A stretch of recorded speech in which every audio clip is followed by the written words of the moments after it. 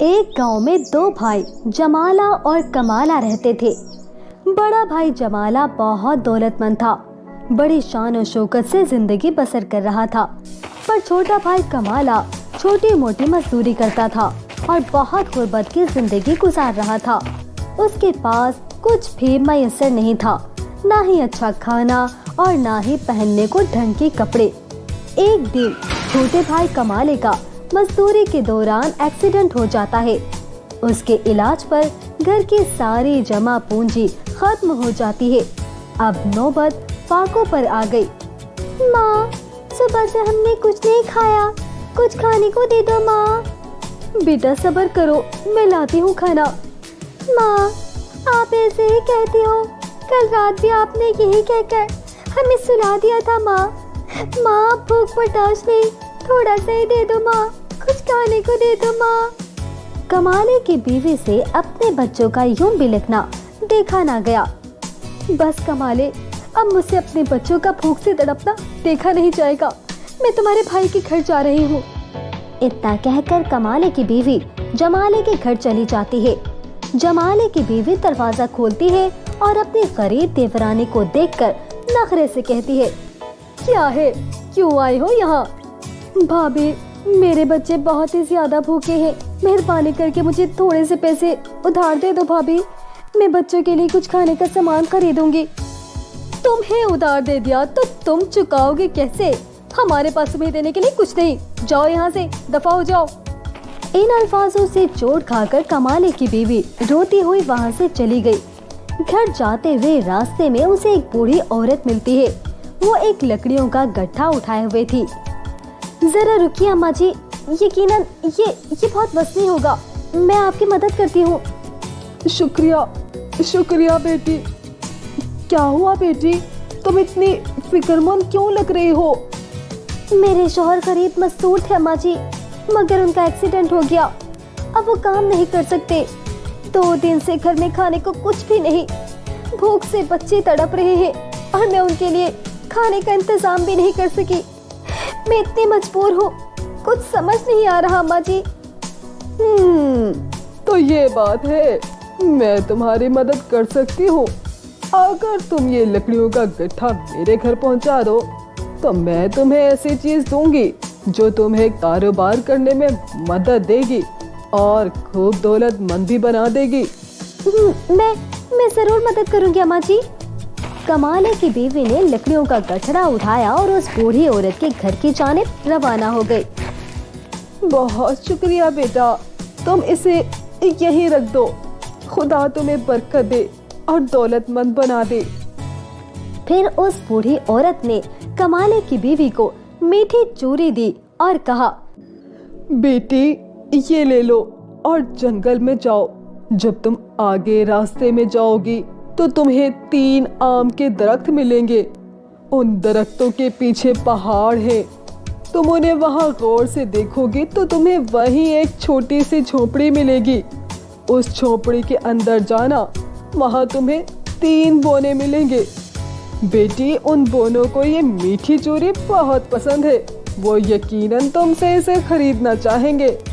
इन्हें ये दे देना और बदले में उनसे पैसे मत मांगना, उसके बजाय पिज्जा बनाने वाली जादुई मशीन मांग लेना।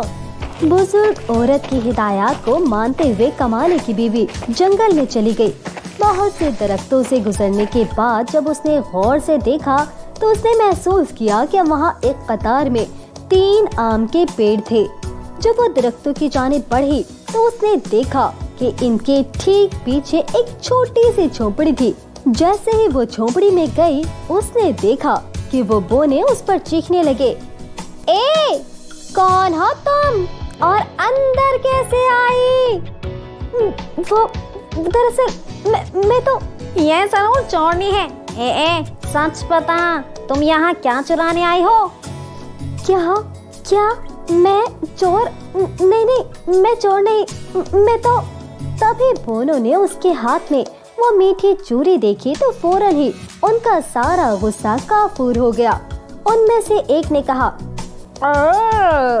हमें ये मीठी चूरी चाहिए, तुम इसके बदले में कुछ भी ले सकती हो। ठीक है, मैं तुम्हें ये मीठी चूरी दे सकती हूँ, लेकिन बदले में तुम्हें मुझे पिज्जा बनाने वाली जादुई मशीन देनी होगी। हम राजी हैं, पर ये याद रखना, ये कोई आम मशीन नहीं।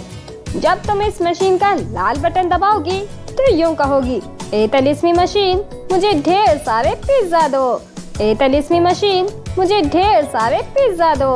तो ये तुम्हें ढेर सारे पिज्जा बनाकर देती रहेगी, और जब तुम्हें उसको रोकना हो तो वही लाल बटन 2 बार दबा देना और फिर उस पर लाल कपड़ा ढक देना, उससे ये एकदम रुक जाएगी। कमाले की बीवी ने बोनो से वो जादुई तिलिस्मी मशीन ले ली और अपने घर आ गई।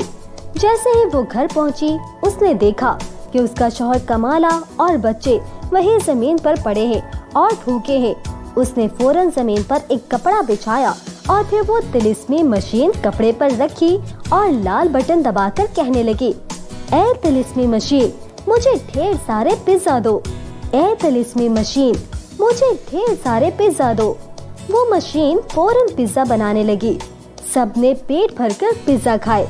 फिर कमाले की बीवी ने मशीन को बंद करके लाल कपड़े से ढांप दिया और फौरन ही मशीन ने पिज्जा बनाना बंद कर दिया। अगली सुबह कमाले की बीवी ने कपड़ा हटाया और फिर से मशीन का बटन दबाकर कहा, ए तिलिस्मी मशीन मुझे ढेर सारे पिज्जा दो, ए तिलिस्मी मशीन मुझे ढेर सारे पिज्जा दो। थोड़े से वक्फे में तिलिस्मी मशीन ने पिज्जा के ढेर लगा दिए।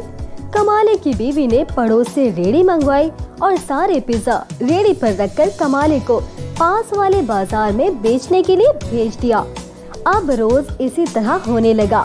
इस तरह उसने बहुत जल्द अपना खुद का पिज्जा होटल बना लिया और बहुत सी दौलत कमा ली। जल्द ही वो बहुत दौलतमंद हो गए।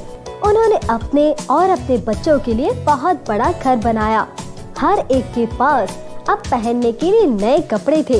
सब बहुत खुश थे, सिवाय बड़े भाई जमाले और उसकी बीवी के। उन्हें इनसे बहुत हसद होने लगी। ये कैसे हो सकता है? कुछ ही दिन तो पहले इसकी बीवी हमसे पैसों की भीख मांगने आई थी और अचानक ये इतने दौलतमंद कैसे हो गए? कुछ तो गड़बड़ है जी, आप पता लगाइए। बड़े भाई जमाले ने सच्चाई का पता लगाने के लिए खुद को छोटे भाई कमाले के घर में छुपा लिया। उसे इस राज का पता लगाने में ज्यादा देर नहीं लगी। उसने अपनी भाभी को जादुई मशीन चलाते और पिज्जा बनाते देख लिया। अगले ही दिन उसने जादुई तिलिस्मी मशीन चुरा ली और अपनी बीवी बच्चों के साथ गांव छोड़ने का फैसला कर लिया। इससे पहले कोई हमें देखे, चलो जल्दी यहाँ से निकले। गांव से थोड़ी दूर समंदर का साहिल था। वो उस समंदर के साहिल पर पहुंचा और अपने घर वालों के साथ एक कश्ती में सवार हुआ किसी दूर दराज जजीरे में जाने के लिए। रास्ते में इन्हें भूख सताने लगी। जमाले ने तिलिस्मी जादुई मशीन को आजमाने का फैसला किया। ए तिलिस्मी जादुई मशीन मुझे पिज्जा दो, ए तिलिस्मी जादुई मशीन मुझे पिज्जा दो। वो जादुई तिलिस्मी मशीन फौरन पिज्जा बनाने लगी। अब बड़े भाई जमाले को ये तो पता नहीं था कि इस जादुई तिलिस्मी मशीन को रोकना कैसे है। मशीन पिज्जा बनाती रही। पिज्जे इतने ज्यादा हो गए कि पिज्जों के भारी वजन की वजह से वो कश्ती इन सबको लेकर डूब गई। अगर जमाले ने अपने भाई से हसद ना रखी होती तो जमाला और उसका खानदान हंसी खुशी रह सकता था। इसीलिए हमें दूसरों से हसद नहीं करनी चाहिए और हमारे पास जो कुछ है उसी पर खुश रहना चाहिए।